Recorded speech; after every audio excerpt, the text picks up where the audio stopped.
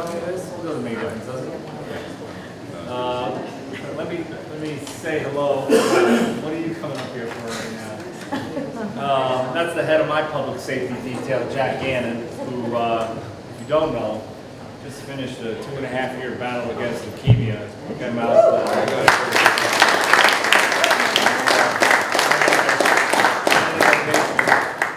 He didn't want to go to his brother's baseball game tonight, so I said, well, then you got to come back to work with Dad. So thanks for being here, bud. Let's hear from him. Let's hear from him. He wants to speak. What do you want to say? You got something you want to say? No. I'm Peter Gannon. I'm the CEO of the United Way. I'm also the founder of this facility you're in right now, the Blake Annex, which we've been down here and bobbing around. So there's Angelique Powell, who's our director of community animation. She runs the show here at the Blake every single day.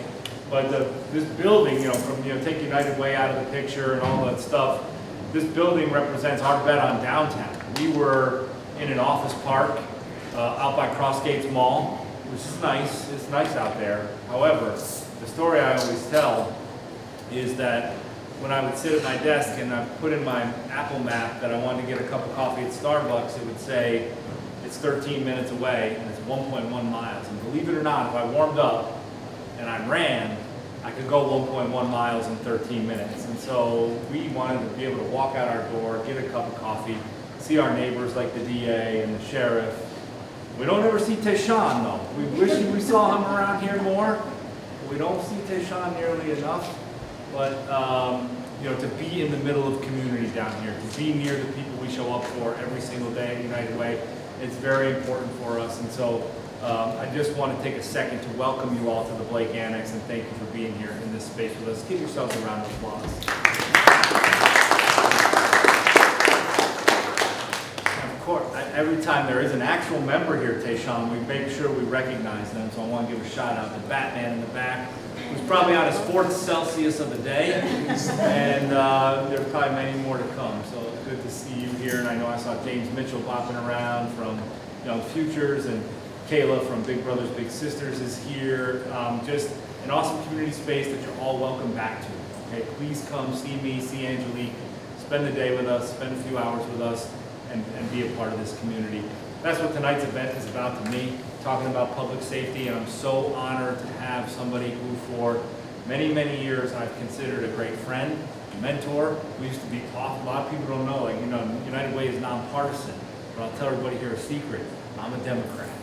Okay? And for a long time, Carol and I worked together in the Democratic Party here in Albany County to help get Democrats elected to office. And all I'll say is that today, thank God for us. Everything's going on. All right, but like I said, we're nonpartisan here. So, welcome.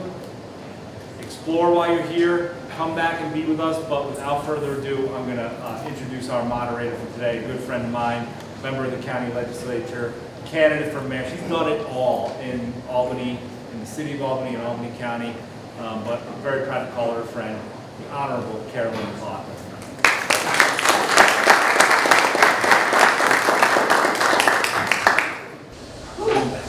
Thank you so much. We are who we are because of where we grew up.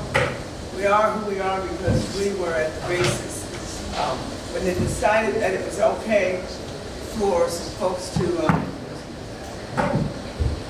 is this not on?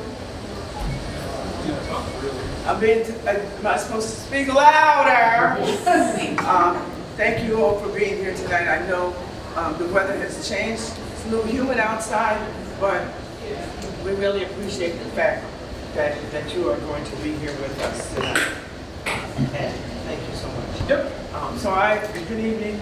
Yes, I am.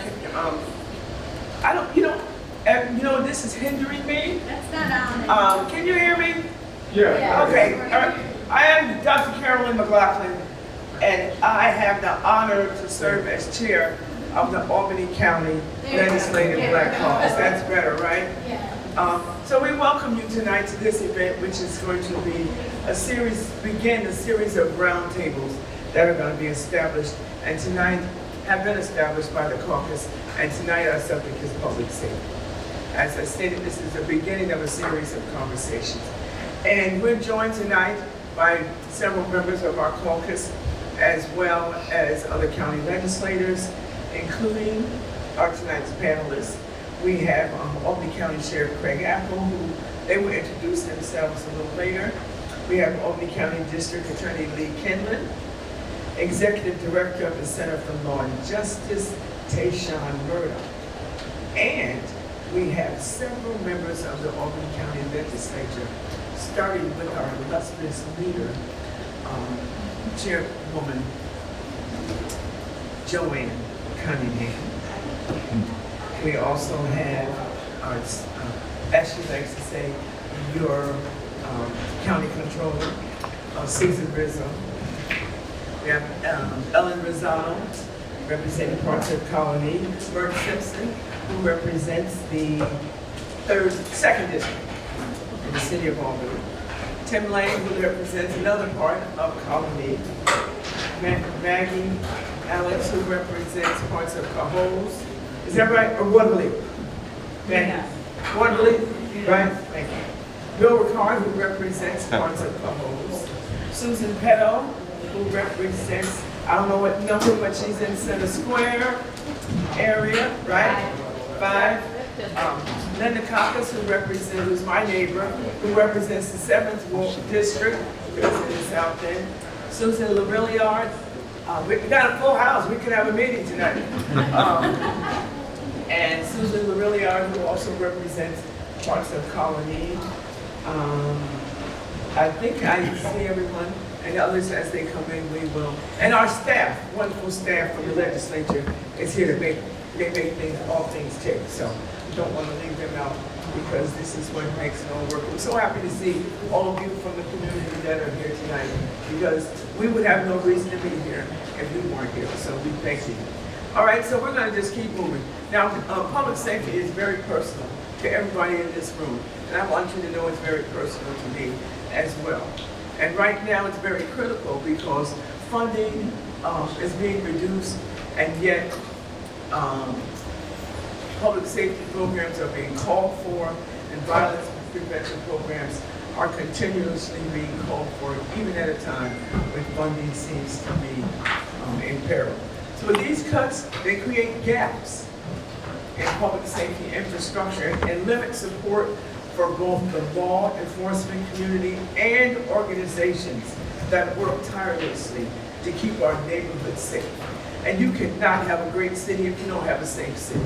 So we're here tonight to have a conversation to talk about making sure our community is safe. But despite these challenges, I'm encouraged by the strength and resilience of our local leaders. These gentlemen, that is happy to be all gentlemen today, but we also know that there's some very resilient leaders that come from every segment of our community. So I'm happy to have them here tonight. But not just elected leaders, but nonprofit leaders do a great work here in our capital city. So law enforcement officers, nonprofit organizations, advocates, many of you in this room who hold us accountable. And you do a good job of that. And policymakers continue to make us step up and protect our communities. The Legislative Black Caucus and the Albany County Legislature are committed to crafting policies that promote public safety, justice, and well-being for all of our residents.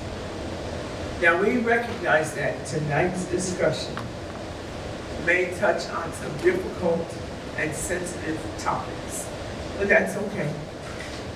Sometimes everybody's read that book, How to Have Difficult Conversations. This may be one of them, but it's okay.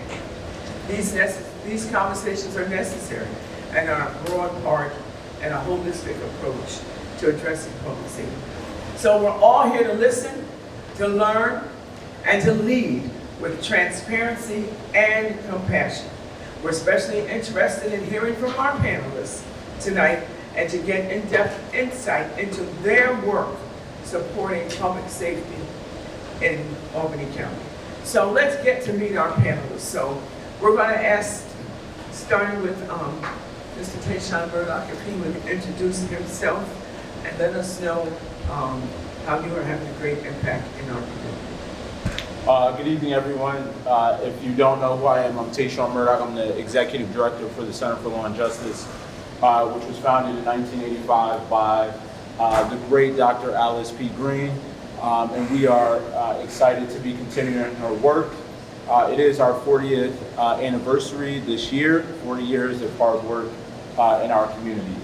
And so we continue to fight for individuals in our community who are facing a variety of issues.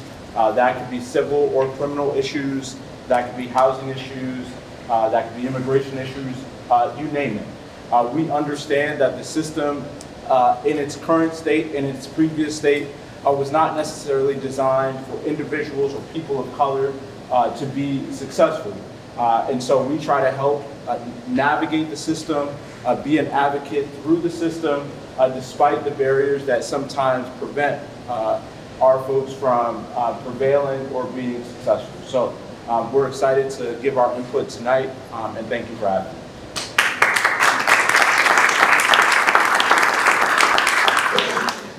Sheriff Apple? Hi, Craig Apple, Albany County Sheriff. I'm in my 4th term now as sheriff, and I've been here a couple years, 38. And Sheriff's Office in Albany is a bit unique. We run a very large county correctional facility. We have an emergency medical services unit. We have 911 for the county. We have emergency management for the county. We do the stop DWI for the county. And we do the law enforcement for the areas that don't have a PD or areas that need to be augmented with more police. Currently, we have a detail down here in the city of Albany, and we've been trying to help out the police department, but I think if you look at the department in totality, what we've tried to do over the last dozen+ years is, you always see the protect and serve, and we always try to do the serve and then protect. Protecting is the easy part of our job, it's the serving part. And what we try to do, what I mean by that is we try to bridge a lot of gaps. As you know, we have a homeless shelter, the only homeless shelter in the country that is run out of a county jail. We were the 2nd in New York State to do medically assisted treatment. We have a veterans program, we have parenting programs, we have dogs in the jail that we try to train and calm the inmates and let them train the dogs and release them, so if they have a little bit of training, maybe they'll get adopted as opposed to euthanized. We'll try almost any program.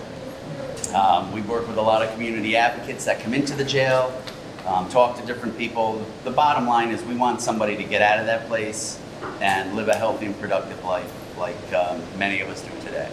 So, listen, are we perfect? No, we're not, but we're still learning, and we make some mistakes, we try to correct them and be better. Thank you. Good evening, everybody. Lee Kimlin, the district attorney here in Albany.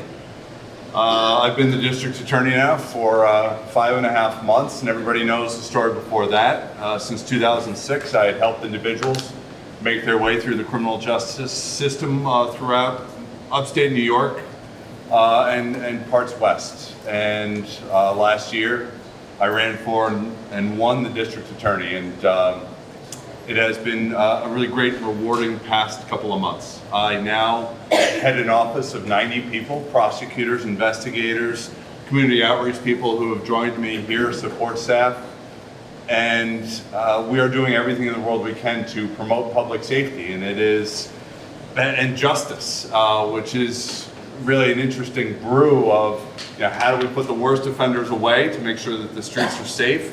How do we make sure that everybody's constitutional rights are safeguarded in the best way possible as our Constitution, state and federal guarantee?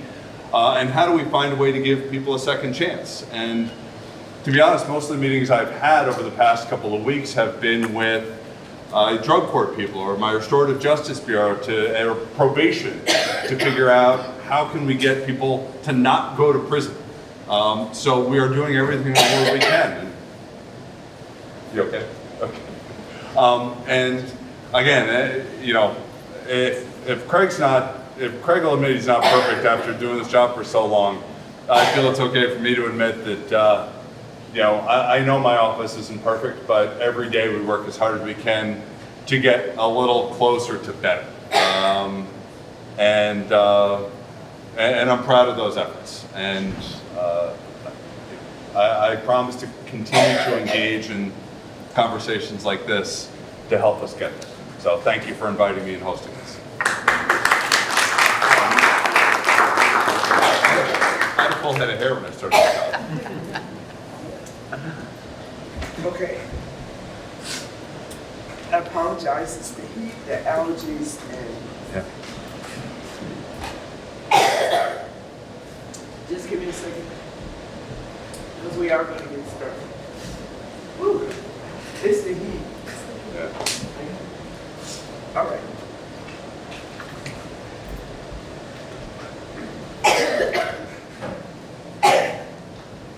Anybody who's seen me over the last few weeks, you know this is normal. So,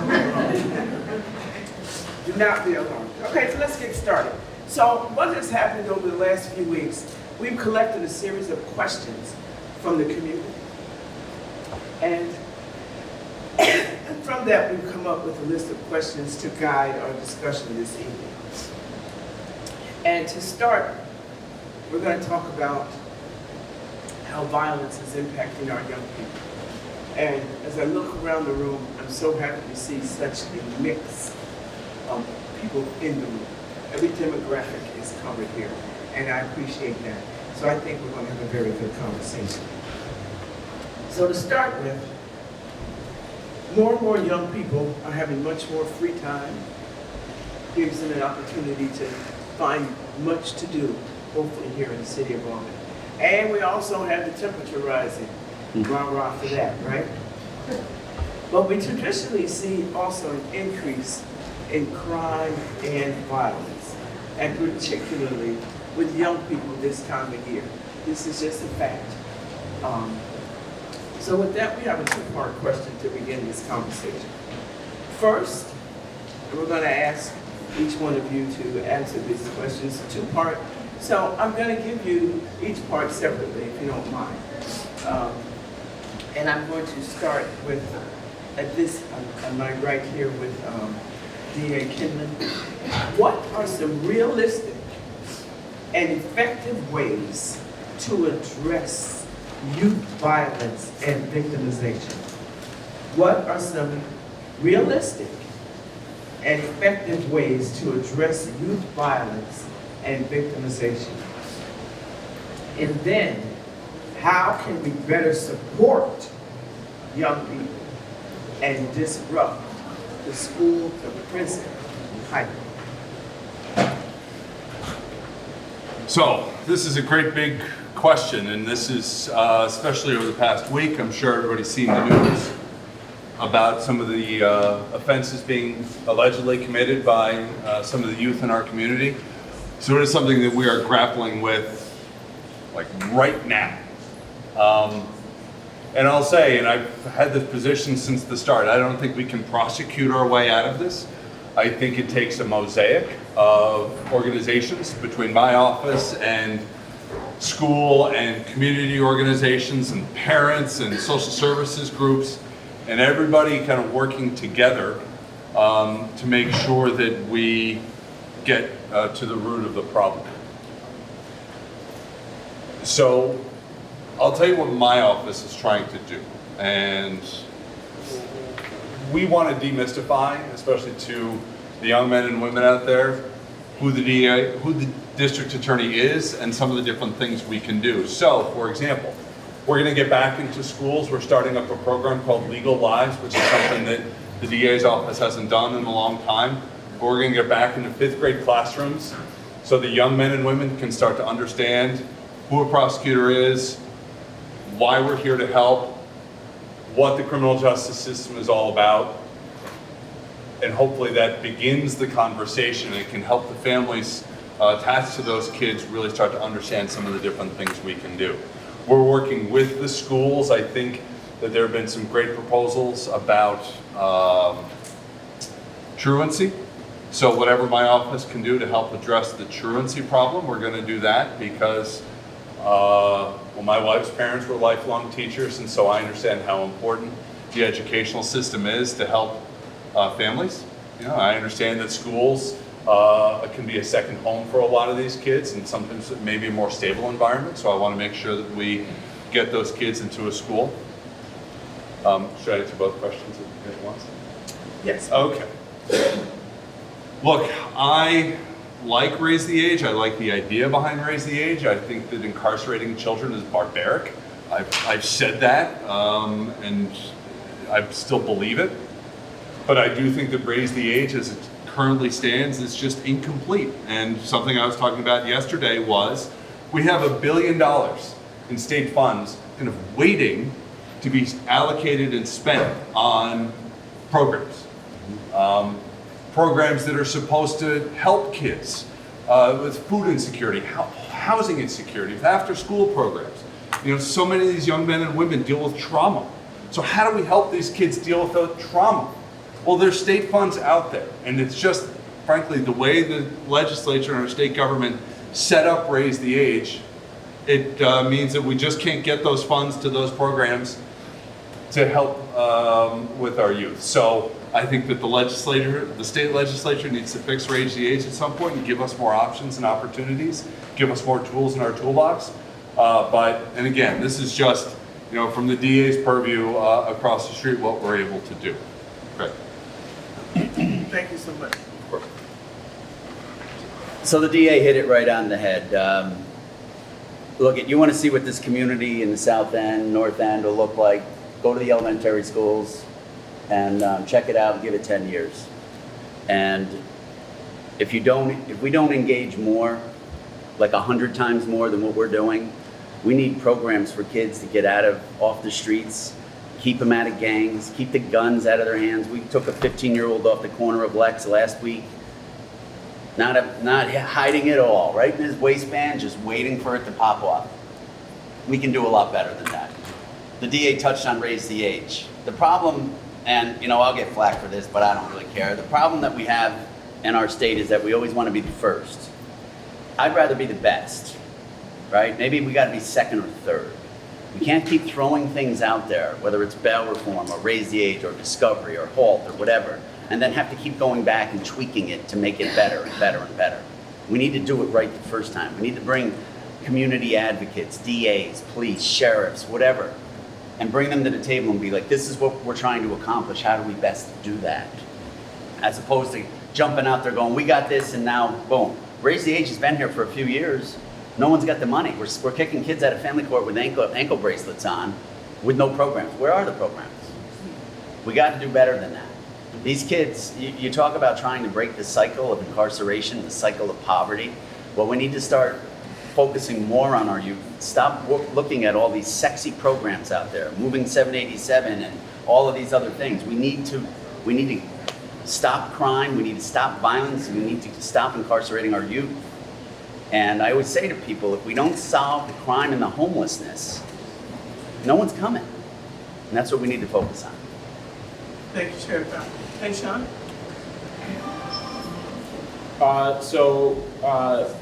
I always say that we've become transactional when it comes to youth. What do I mean by that? We go out as nonprofit organizations and we pick up youth because somebody gave me $25,000 and they said, hey, I got to get 25 kids this week so I can meet the grant quota so that I can get another set of kids to participate in my program. And when we do that, we don't build relationships. So kids don't show up to programs because we don't build relationships. We go out and become more transactional. So that's number one. Number two is we need to listen first. My 12-year-old son saw me this. I used to yell at him about things. He looked at me one day and he said, Dad, totally not listening to you. I said, Got me to thinking, right? And so we need to listen first. I go to all these different meetings with people who say, you know, youth need to do this and youth need to do that. But guess what? Not one youth at the table. Not one youth at the table to say, what's your feedback? What's your input? What are you going through in your neighborhood? Because the truth be told, for black youth, 90% of us don't live in their neighborhood. And we don't understand what they're going through. We don't understand why they might have to carry a pepper spray or they might have to carry a weapon because their neighborhood is just that bad. So we have to listen first. We can't be transactional. And we have to allow them to lead. In order for us to see progression, we can't keep them in the grandfather age. We can't say that they're not smart enough to do it, because they are. And if we give them the opportunities to do it and stop becoming transactional, stop using youth as the scapegoat, violence, oh my God, violence. And the first thing we do is we point the finger at youth, and not only black youth, or not only youth, but black youth. And then we target their neighborhoods. We meet them at their crib. And so that's unfair to them. So if we're asking the question as to why they're not showing up and why they're not being a participant, I think we have to look at ourselves in the mirror. And we have to start saying, is it us or is it them? And I think it starts with us.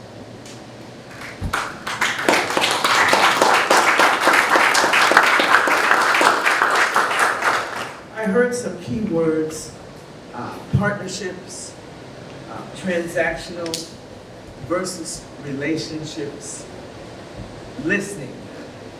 I've always heard that if you're going to be a leader, one of the best things that you can do is learn how to be a good listener.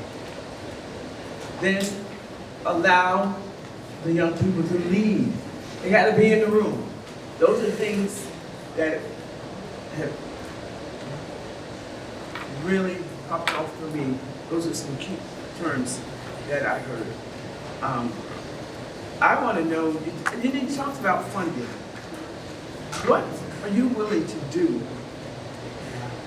to make sure that there is enough funding to support the kind of programs that you just mentioned? Anyone? So I can tell you, I'm going to kind of throw Sue under the bus on this, but in a good way. As you know, I see Wanda back there. It's a pleasure to see you. And we funded all kinds of programs using money seized from criminals. We did basketballs, lacrosse fields, backpack programs, literacy programs, you name it, we did it. Never a question asked. And now I'm almost embarrassed when people call me looking for $2,500 or $3,000 or $10,000. I got a guy calling me now, you know, he has a basketball tournament coming up, and I'm trying desperately to get him some funding just to keep those kids on those courts for that weekend. But the federal government says we can't do that anymore. And I am appalled by it. Actually, I have my counsel here with me tonight who just authored a letter that we're sending to the White House asking them to please change this and reconsider this. This is a change. It's not a law or anything. It was just somebody modified the regulations for asset forfeitures. We're taking money from bad people and trying to do something good with it, and now they've restricted us, and we can't do that. So now you're pushing it back on the county tax dollars and trying to get it in your budget. And I just think that's appalling, because this money's there. The money came from bad, you're trying to do good. And you know, they're saying you can go out and buy challenge coins and plaques and everything under the sun, but you can't fill backpacks so kids have food for the weekend. You can't buy them books so kids can read on the weekend. You know, I mean, it's ridiculous. So we always try to get through it some way, shape, or form. We raise money in a different fund, not related to the county, that we try to fund a lot of this stuff from, because kids need to keep busy. Kids need to stay off the streets. Kids need to be on the basketball courts, down at PAL, down at the Boys and Girls Club, which I was super proud of my years I sat on that board down there. And you know, and I gotta be honest with you, PAL is even suffering for funding. We need to fund these programs. They take care of hundreds and hundreds of kids, if not thousands of kids. And when we lost the Holiday Lights, they lost a lot of funding. And I know that they're always looking to generate funds, but we gotta start focusing more on them. And we have to come up with funding mechanisms, whether it's budget lines or whether we rally with the federal government and ask them to free up these funds. There's a lot of options out there. Yes, Tayshaun. So I met with a group probably about 6 months ago. Person asked the same question. We were talking about raise the age, we were talking about the funds, and the person said, okay, if you have raised the age funds, what would you do? First thing I would do is start a youth council. not your normal youth council where you get the kids together and we just teach them leadership things, and that's great. We need to do that. But I think it's accountability to programs. A mentor of mine always say, youth judge with their feet. If youth don't like the program, they're not coming. Let me say that one more time. If youth don't like the program, they're not coming. Right? And so in order for us to do that, we need to have a youth council. But let's spin it a little bit. What if youth had the money? What if youth had $25,000 to distribute to a specific program? Would every program get it? Probably not. Because youth also go based on relationship. So if they're not vibing, go with my young people if they're in the room, if they're not vibing with the people in the room, they're not going to show up. But if you have a youth council who can say, hey, you know, I would like to do this art program in downtown and share my artwork. And we fund that through the project that they pick or the program that they pick. I think you would see a lot of participation in programs. Let me give you an example. I worked at the Boys and Girls Club my first year. My supervisor said to me, he said, you know, Tayshawn, you've got 14 programs on this piece of paper. I looked at him and I said, yeah, 14 programs. I'm going to have youth in every one of these programs, including tennis, soccer, golf. How many youth did I have show up to these programs? 2. Because I didn't ask the youth first. And so I think a youth council, if you gave them just, and I'm just throwing a number, let's start with $25,000 and say, you tell us how you want that money to be spent. You tell us what program you want to engage in. I think you would see a lot more youth participating, because what we have right now is youth being told what they should participate in and what they like, when that doesn't work. And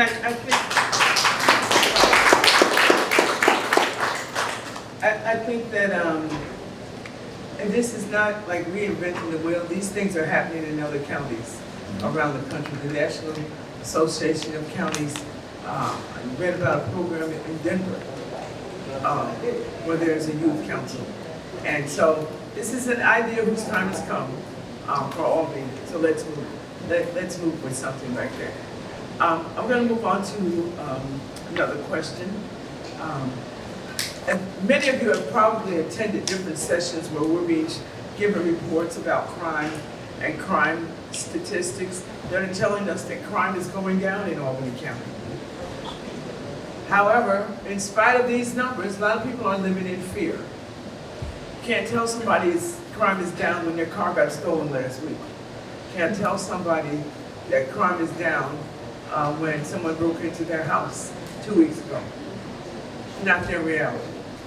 So I'm going to ask this question from your perspective. What do you see are the most urgent public safety challenges facing the Albany County community? And as people in this room that live from all over the county. So what do you think are the most urgent challenges that they're facing? So guns. Guns. There's too many of them.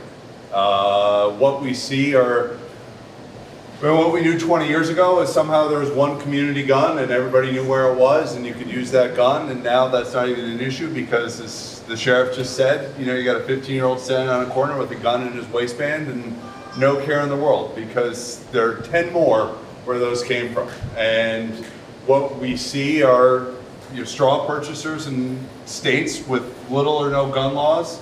And you can buy a duffel bag full of guns and drive from Vermont, North Carolina, Ohio to the streets of Albany, open up the duffel bag, sell a gun for a couple $100 and away we go. And he's right. You're right. Sometimes there are young men who don't know anything else except everybody else in this neighborhood is dangerous, seems dangerous, has a gun, so I should carry a gun.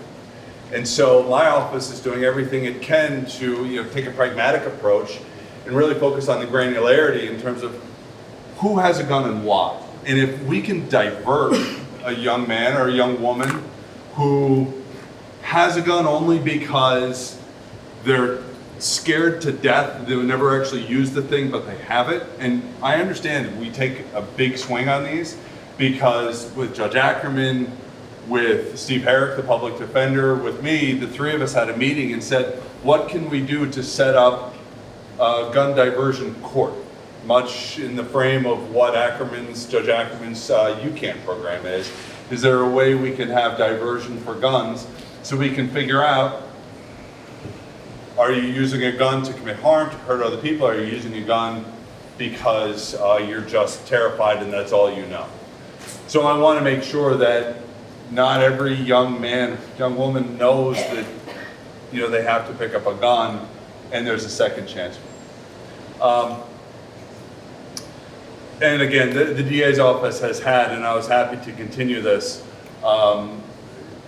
community partnership groups and a gun diversion program within the office. So there are programs that we have, and I get the perception versus the reality conversation, but, and I was happy last week to tout the success of the Albany Police Department, the Albany Sheriff's Department for driving crime numbers down. I mean, at some points, you know, we're down 60% from where we were a year ago, and I get certainly that if your house is broken into, you don't exactly feel safe. But I also understand that, you know, as a community, we have to acknowledge that things are good and getting better, right? Like, I refuse to be pessimistic about the efforts that everybody here in this room, public defenders, people from LEAD, members of the community out there, I get how hard we are all working. And if we are not standing around every once in a while and claiming success and saying what we're doing is actually working, then, I mean, what are we all doing? So I will tout our success as often as I can, but also understand that a single person being shot, we lost somebody yesterday who I happen to know. That is a tragedy, and you know, that is unacceptable, and we'll do everything we can every single day to make our streets safe. So for you, it's guns. Sheriff, Yeah. what do you think?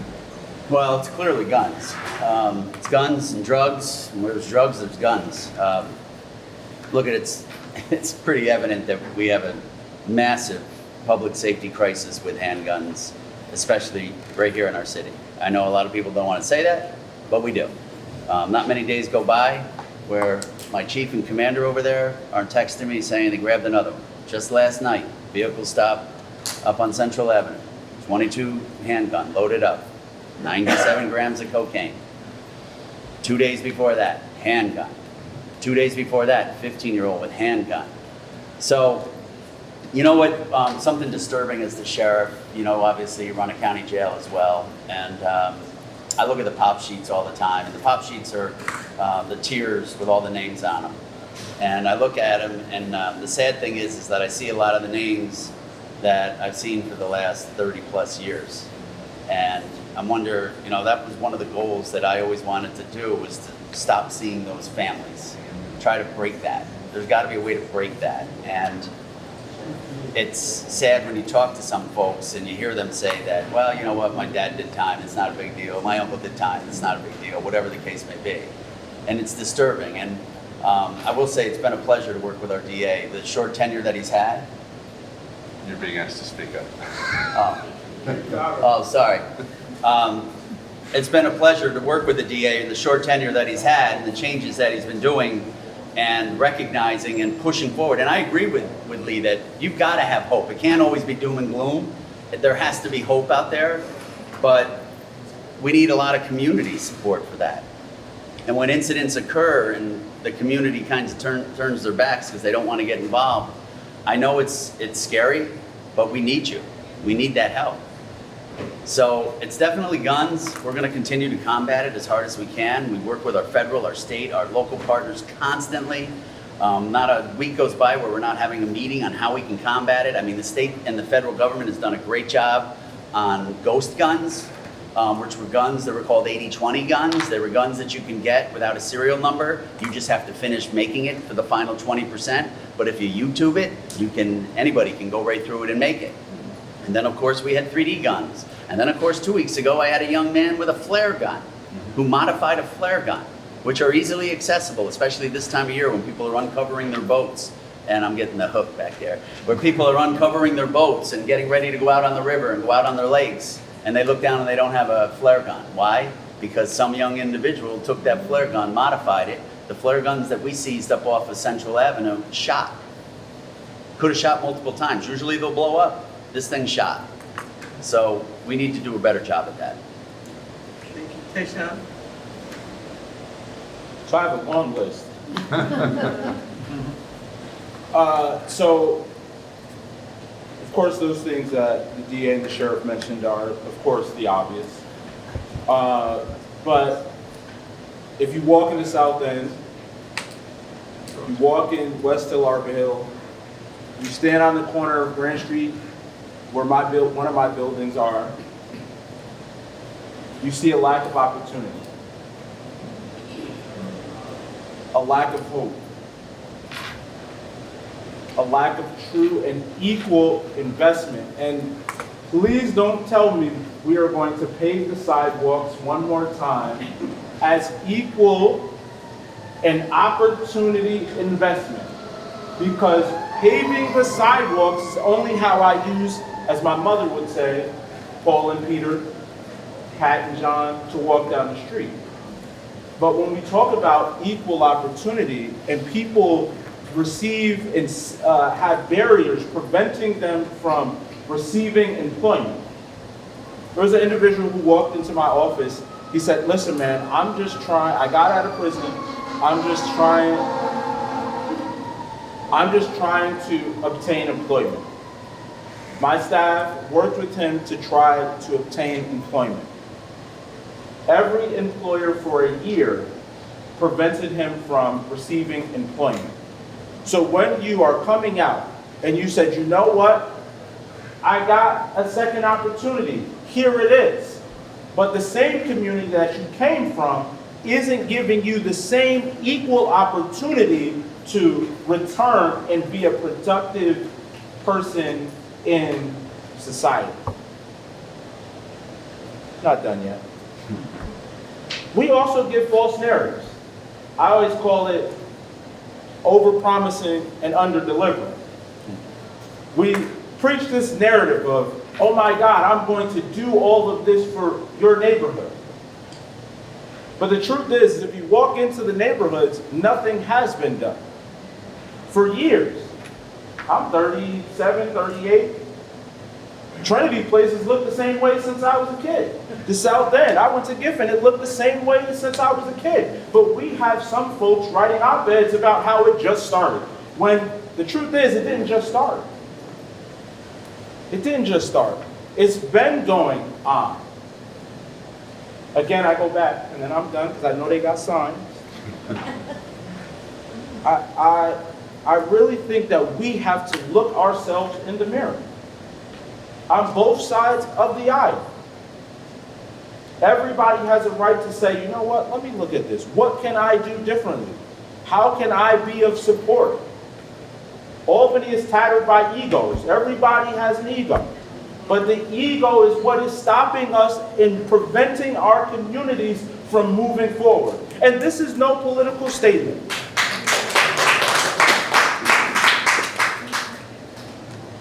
I'm done. Thank you. And I know you've been involved in it. Everyone at the table here has been involved in a number of things over the years, trying to improve our community and offer opportunities, as you talked about. I hear people over the years make a lot of podium promises. Stand at the podium, they're going to do A, B, C, and D. You think back in a year's time, and these 100-day plans, I'm going to do this. You can cut a tree down in 100 days. You might be able to pave the sidewalk in 100 days. You might be able to, put a little paint on a building in 100 days. It's not a whole lot you can do in 100 days to change a community. So let's stop making podium promises and really do some stuff. And with that, my next question is, how is your department working currently?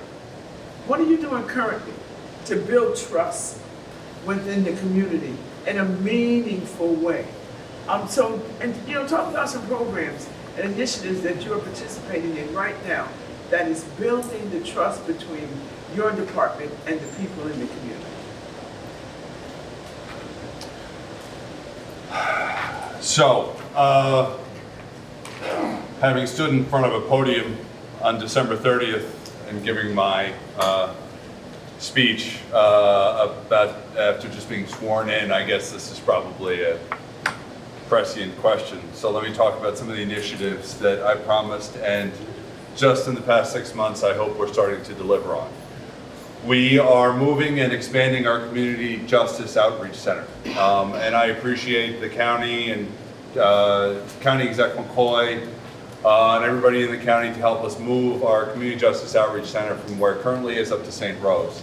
Because that's going to give us more access, more facilities, more ability to reach people. It's in the building that's going to have a basketball court, and I got my Community Justice Outreach people. It's going to have a bunch of different opportunities for young men and women to get there, use facilities, be part of programs, and you know, again, and this kind of gets back to the first two questions. What are some of the things we're doing to get out there and be in touch with youth and get them to be demystified by the DA's office? I think that honestly forums like this, just to being present and to be aware of everything that's going on. And at some point, I've probably met most of you in the room. And at some point, we've had good, honest conversations with one another. And most of you know me well enough to know that I'm happy to have long conversations and answer questions. And I certainly hope, I mean, I know I have an ego, I'm a politician, but I certainly hope it's not so overwhelming that I can't be told when I'm wrong and what I need to do to fix when I'm wrong. I might disagree with you, I might do something else, but I'm gonna listen to you.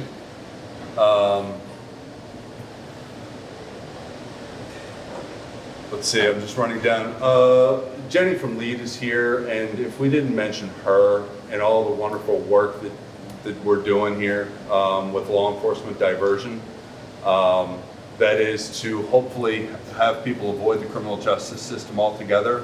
Like, you can't prosecute people being unhoused, you can't prosecute people because they're stealing food to feed their family. You can't prosecute mental health issues. There are a lot of different things that we're able to work with when we work with LEAD to get people the resources that they need to get back on their feet and get restored to where they were. I'm really proud of the efforts that my Restorative Justice Bureau, which is something that it's a new bureau that my office created. So all the work that Renee and my Restorative Justice people are here doing, and we're going to add resources to their office very soon. They know that. But you know, again, and I want to be clear, I don't think that the DA's office and the prosecutors of the world are the answers to all of our problems. I think we actually have kind of a very narrow band when it comes to solving these problems. But I think that, you know, the voice that we can add to the conversation is important. But I want to make sure we're only doing the job that we're tasked with. So, Craig. Thank you. Karen. It's kind of an unfair question for you. You've only been in office for like 130 Yeah, days. So, well, but I'm trying. So. So in the sheriff's office, listen, restorative justice works, right? We've seen it work. When we started doing some things in the county jail, people were like, "This is ridiculous." But what you got is you got a typical recidivism rate in New York State of 45 to 47%, and what that means is basically 5 out of 10 are coming back, right? So how do you prevent that? You got to come up with some different programs, whether it's getting people counseling or PTSD or domestic violence or mental health. And so we had a company come in and drill down into our numbers. And our county jail actually was second in the state at 31% recidivism rate. The only one that beat us was Delaware County, but Delaware County is about the size of a phone. So, you know, I said, well, you know what, that's pretty good, but let's try to continue to do better. And I think what you need to do is, like we talked a little while ago about people go to jail, and if there's no hope, they just go back to jail. They get out, they don't have anywhere to go, they go back to doing what they did, make a few bucks, end up back in the county jail, back in county court, back in the county jail. So you got to break that. And what we found with most recently was when we started up our homeless shelter, and a lot of our clients come out of the county jail because they got nowhere to go. 66% of people getting out of parole and probation from the county jail, nowhere to go, nowhere to go. So you get out on the street, then you're trying to get DSS. That's not happening overnight. You need to eat. You need to stay warm. So what do? You regress. So, you know, we're very proud of the fact that we've been able to take people, not put them on social services, but actually take them and show them how to do an interview and show them how to do some banking. Some of these folks are just getting out of prison, don't even know how to use the latest iPhone, and didn't know you can take a picture of your check and deposit it into your account. Show them how to dress for an interview and get that resume and go get that job. We've had people leave that shelter with $14,000 in their bank account, $4,000, be able to pay their first, last, their car loan, and maintain a job, get reunited with their family, and get back. And some of these folks were just, believe it or not, some of our homeless folks we took in just didn't have the right mental health medication. Pretty sad, people living on the streets for 20 years because they couldn't afford medication. So thank God we got Dr. Brenda Robinson up there now. And she's been working with a grant and helping these folks get healthy and get productive. But we also have a lot of other programs, and we have a lot of programs that we send out into the community. I mean, just last week, we send our rock wall out. Kids love the rock wall. You want to build bridges with youth, bring the rock wall. We got 2 of them. They go all over this county all year, well, rather than the inclement months, but most times of the year they're out and about. And kids love that wall. And then we start talking to them and maybe try to get them involved in our Explorer program or see how they're doing or hook them up with one of our SROs. You know, our SROs aren't there to be a deterrent. They're not there really for security. They're there to build bridges with the kids and help them. Is it bullying? What's going on? Why is this kid acting out? Why is this kid not going to school? Truancy is a big issue, not just in the city, but in the county. And we need to focus on that too. But again, we always seem to focus on some of these big, crazy, sexy programs, and we lose sight of our real critical infrastructure, which is our youth.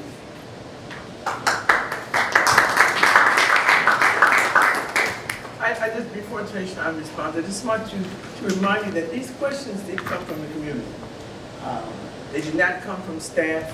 They reached out and asked for questions that they wanted to have answered by the individuals that are sitting before you today. So Tayshaun, I'm going to ask you to finish out this particular question, and then I'll move on to the next question. So one thing that I feel like we always have to be mindful of is when someone tells you that you're not always doing the right thing. I was at an event 2 weeks ago and somebody said, you need to be out in the community more. Didn't even get mad at it. And so one of the first things that we're talking about in our office is really about meeting people where they are. The problem with traditional nonprofits is we tend to think that people who live in marginalized communities who have been lied to for years are going to come to us. And we know that that is not always the case. There are barriers that prevent people from getting to us, which include transportation, which include funding, which include clothing, you name it. So sometimes we have to meet people where they are and have conversations. And I will tell you that the center hasn't always done a good job at that, and so that's something that we're working on. The other 2 things that our office is focused on is, and let me say this, when you see a Center for Law and Justice coming, please take off your negative narratives about the center coming to start trouble. But we are coming to start trouble on behalf of the clients in which we serve. Because the clients have said, hey, I've gone to 7 different offices before I got to you. And I've been cursed out, lied to, or just not helped, period. And so when you see me coming, it doesn't mean that I'm coming to curse you out or to yell at you. For some people in the room, you know that that's not me. But I'm coming to work for the people. Dr. Green would say, we make change through people power. How I change the system is by the people that I work with. So community resource navigation is one thing. We are helping guide individuals through the system. There are barriers out there. They need a supportive hand. They need a comfortable ear to hear them out. And then education and advocacy. Here's the truth. We are going to educate you about the fact I am not going to lie to you. I have no reason to. I'm going to tell you the truth, and I'm going to let the community determine how they want to move forward. So if they say, I want to yell, well, guess we're going to be yelling together, because that's what the community has said. So those are the three things, at least in the simple, that the center is working on for sure. Thank you. I'm going to go to our last question. But, you use the word tell the truth. But when we tell the truth, everybody's got to be willing to accept their contribution to the truth. So it's not just one side of the table. Everybody has a contribution to and a role to play. And, Dr. Green, we're very proud of the work that you're doing, carrying on her legacy at the Center for Law and Justice, and also the Grand Street Community Arts that you're overseeing. And so there's some good things going on in the South End, so I'm going to help them out a little bit in terms of what things that I see, particularly in the South End of Albany, that look at communities that may feel like they are underserved or over-policed. So sometimes we got to look at those good things that are going on in the community and people that are making contributions toward that. So with that, my final question for these fine gentlemen and the work that they do and what the resources that they bring, how can you ensure that public safety systems that you lead continue to evolve and not just stay where you have been for the last 20, 30 years, but therefore respond effectively to the changing needs of the community? It's not the community. When you started working sheriff 30 years ago at the Sheriff's Department, it was a different world. Oh, yeah. Tayshawn, when you started working with Dr. Green, or even before that, the Boys and Girls Club, it's a different world today. And you, as the DA, that's a whole different world for you. You were on the other side of the table. Yeah. So how are you going to, what do you see as an opportunity for you to change with the changing community that you serve?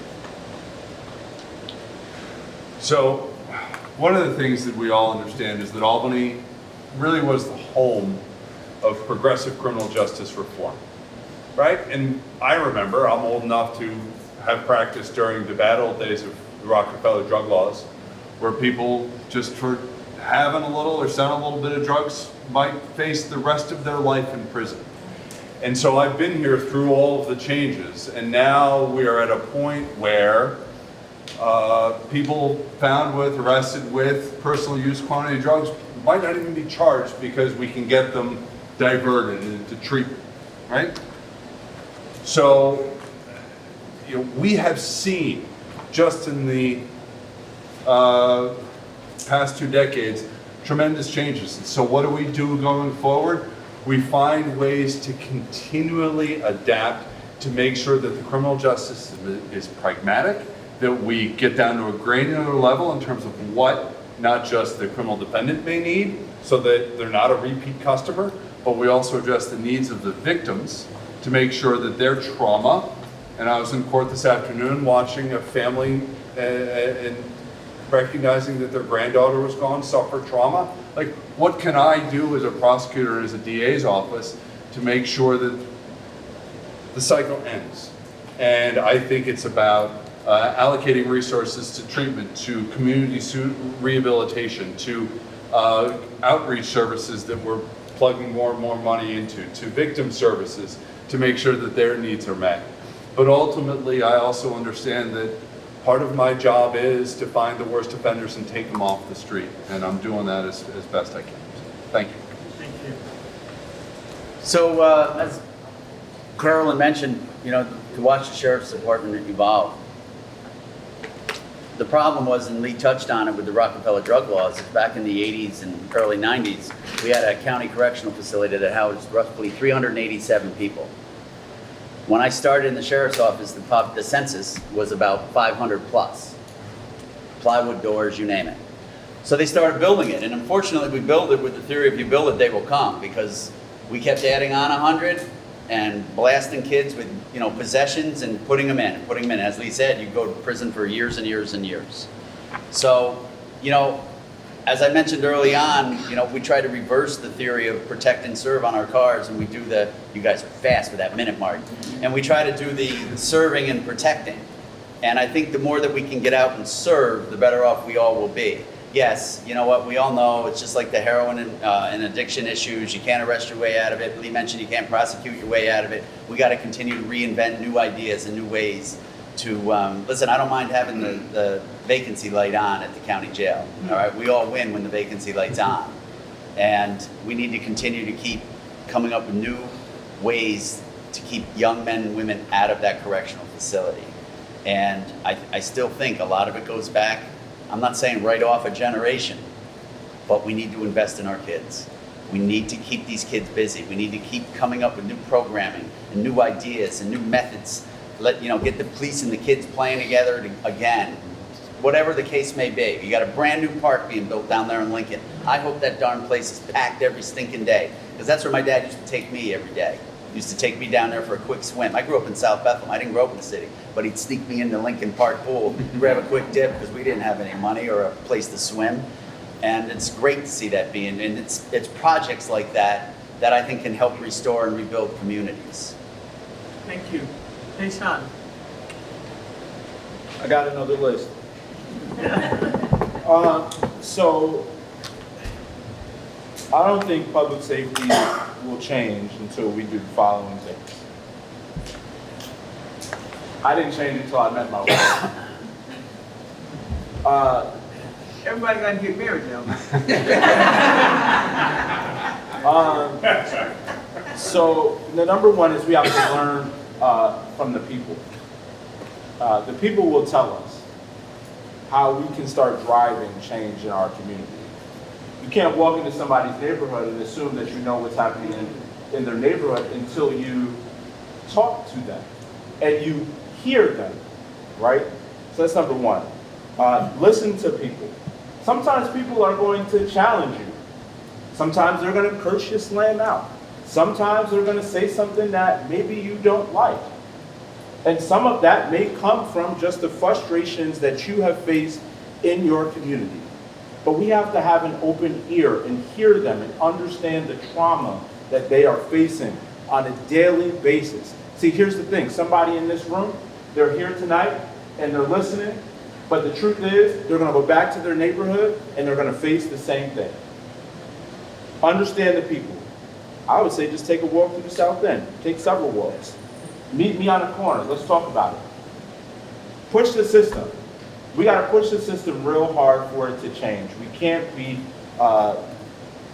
complacent with the same system that's in place. And we have to change, here we go, change the status quo. The normal can no longer be normal. Let me say that one more time because she said I got 30 seconds in the back. The normal can no longer be the normal.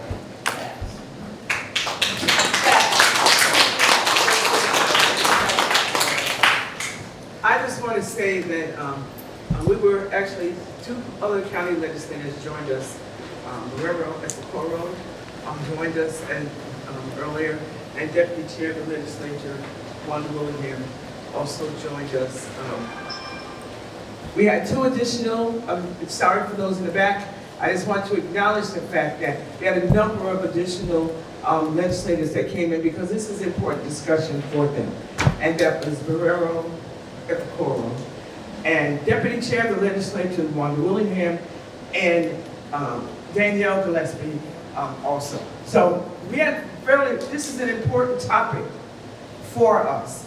The Legislative Black Caucus, this is just the beginning of a series of discussions that we want to have throughout the community. So we want to say thank you for being here tonight. And there may be some things that came up for you that you want to get further answers to some other questions. Reach out to these offices. Reach out to us. as the Legislative Black Caucus. Give us suggestions for what you want the next forum to look like, what you want the topic to be. But believe me, these, like I said, the questions that were given tonight came from the community. So I want to emphasize that. So when Tayshaun said something about listen to the people, we are here to hear from you and to respond to what you are presenting to us. None of this is easy, folks. We didn't expect to come in here and solve the issue of public safety tonight. But we want you to know that we're not afraid of the conversation. And we're willing to get in conversation with you and talk about it. And let's keep talking. Let's keep talking. If we didn't say what you wanted to hear tonight, you know, it didn't happen sometimes. But I'll tell you what, we are willing to listen and we want to hear from you. And stay tuned because the conversation will continue. Thank you all so much for being here tonight. Enjoy the rest of the evening.